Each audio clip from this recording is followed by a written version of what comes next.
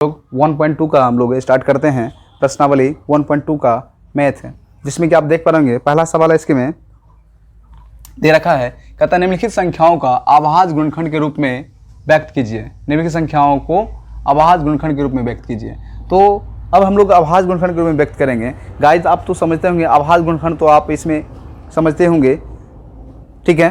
तो हम लोग अभाज्य गुणनखंड के रूप में व्यक्त करना है। सबसे पहले क्या है अभाज्य गुणनखंड। अभाज्य गुणनखंड का मतलब क्या हो गया कि अभाज्य गुणनखंड के रूप में आप तो समझते होंगे कि अभाज्य गुणनखंड का मतलब क्या होता है।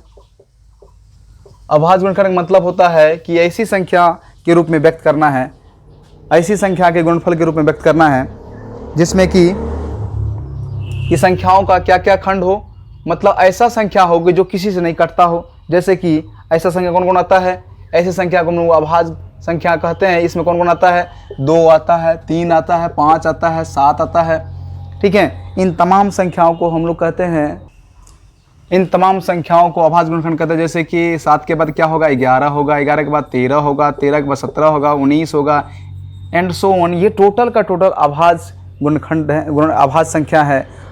तो इस रूप में इसका गुणनफल व्यक्त करना है, इस रूप में इसका अभाज्य गुणनखंड के रूप में लाना है। तो इसके गुणनखंड को हम लोग अभाज्य गुणनखंड के रूप में लाएंगे, इस रूप में लाना है। जैसा कि पहला, अब हम लोग सॉल्व करते हैं। पहला सवाल क्या है हमारा, पहला सवाल है हमारा 140, दूसरा है कितना है हमारा 156, अगला है 3825, अगला है 5005 और 7429। अब इस तमाम संख्याओं का अभाज्य गुणनखंड के रूप में व्यक्त करना है, अभाज्य गुणनखंड के गुणनफल के रूप में, अभाज्य गुणनखंड के गुणनफल के रूप में। यहाँ गाइस एक चीज छूट गया है, गुणनफल क्या होगा, गुणनफल के रूप में व्यक्त करना है। तो अब हम लोग इसको व्यक्त करते हैं। जैसा कि पहला संख्या कौन है 140। अब हम इसका खंड करेंगे, इसका खंड करके अभाज्य गुणनखंड के रूप में लाना है। तो 140 का खंड करेंगे, सबसे पहले कितना से लगेगा, 2 से लगेगा तो 70 हो जाएगा। 2 से लगाएंगे कितना हो जाएगा, 35 दूनी 70। अब 5 से लगेगा, 5 7 35, यानी इसका खंड क्या सब हो गया, 2 गुने 2 गुने 5 गुने 7। तो इसका आपको ये हो गया क्या, इसका अभाज्य गुणनखंड के गुणनफल के रूप में, अभाज्य गुणनखंड के गुणनफल के रूप में हो गया। इसी प्रकार से अब क्वेश्चन नंबर 2 देखेंगे। अब 2 कितना है, 2 आप देख पा रहे होंगे 156 है। कितना है, 156 है। अब इसका फिर हम लोग खंड करेंगे तो कितना हो जाएगा, फिर हम लोग 156 का खंड करेंगे, कितना से लगेगा, पहले तो 2 से ले लगेगा, क्योंकि 2 का नियम क्या होता है, इकाई अंक पे क्या होना चाहिए, इकाई अंक पर होना चाहिए 2 4 6 या 8 और 0 होना चाहिए। या आप 0 को शुरू भी कर सकते हैं। तो अगर शुरू करेंगे तो क्या होगा, 0 2 4 6 8, इन सबों में से कोई एक नंबर होना चाहिए। आप देख पाएंगे इकाई अंक पे तो 6 है, ये 2 से तो कट जाएगा, ये तो क्या हो जाएगा, 2 से लगाएंगे हम लोग तो क्या हो जाएगा, 2 से 14, 2 8 16, फिर 2 से लगेगा तो कितना हो जाएगा, 2 3 6 2 9 18, फिर कितना से लगेगा, 3 से लगेगा 3 3 39, यानी इसका खंड क्या सब होगा, 2 गुने 2 गुने 3 गुने कितना हो गया 13। ये इसका आंसर हो गया। अब क्वेश्चन नंबर 3 देखेंगे हम लोग। क्वेश्चन नंबर कितना, 2 के बाद 3 है। 3 आप देख पा रहे होंगे, 3 कितना है, 3 है 5, 3 है कितना, 3825, 3825। अब हम लोग इसका फिर खंड करेंगे 3825 का, 3825 का। अब इसमें कितना सा लगेगा, देखिए इकाई अंक पे कितना है, 5 है, इकाई अंक पे 5 है। क्यों, क्योंकि इकाई अंक क्यों खोज रहे हैं, सॉरी पहले 3 से लगाएंगे। 3 से लगाने का नियम है कि सभी अंक को जोड़ेंगे तो 5 2 7 8 7 15 15 3 18। ये 3 से कट रहा है, ये 18, तो ये कटेगा, तो 18 कट रहा है तो ये पूरी संख्या 3 से कटेगा। चूंकि 3 का विभाजक नियम है, सभी अंकों का योगफल 3 से कटना चाहिए। अगर 3 से कट रहा है तो ये संख्या पूरी तरह से कटेगा ये।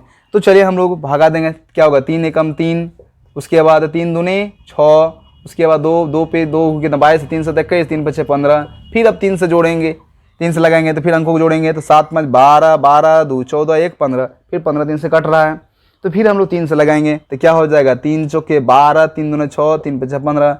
फिर 3 से देखेंगे, 5 2 7, 7 से 11, 11 3 से नहीं कटेगा तो नहीं कटेगा, तो 3 को छोड़ देंगे। 3 को छुटकारा मिल गया। तो 5 से देखेंगे तो 5 में क्या नियम है, 5 में नियम है इकाई अंक पर क्या होना चाहिए, इकाई अंक पर होना चाहिए 0 या 5 होना चाहिए। क्या है, 5 0 या 5 में से तो कोई है, एगो क्या 5 है, तो 5 से आसानी से लग जाएगा। तो क्या होगा, 5 चौके 20 उसके बाद 2 बचेगा, 5 25। फिर अब देखिए, 5 8 40, 25 25। अब फिर कितना से लगेगा, 5 से कितना 17। तो यानी इसका खंड कितना हो गया, लिख सकते हैं हम लोग 2 गुने 3 गुने 5 गुने 5 गुने 17, इसका खंड हो गया 5005। अब हम लोग 5005 का देखेंगे तो 5005 का फिर खंड करेंगे, कितना से लगेगा आप तो देख रहे होंगे। फिर 3 का नियम, 2 का नियम क्या होगा, 2 का नियम इकाई अंक पे 0 0 2 4 6 8 में से कोई होना चाहिए, 0 2 4 6 8 में से कोई होना चाहिए, वो तो है नहीं। 3 से नियम है कि सभी को जोड़ने के बाद 3 से कटना चाहिए, तो नहीं कटेगा। क्या 10 कटेगा, क्या सभी को जोड़ने 10 होता है, 10 कटता है क्या 3 से, नहीं कटता है। तो हम लोग 3 के बाद 5 पे जाएंगे। 5 का नियम है इकाई अंक पे 0 और 5 होना चाहिए, तो 5 तो है, तो 5 से लगाएंगे तो क्या हो जाएगा, 5 एकम 5 0 5।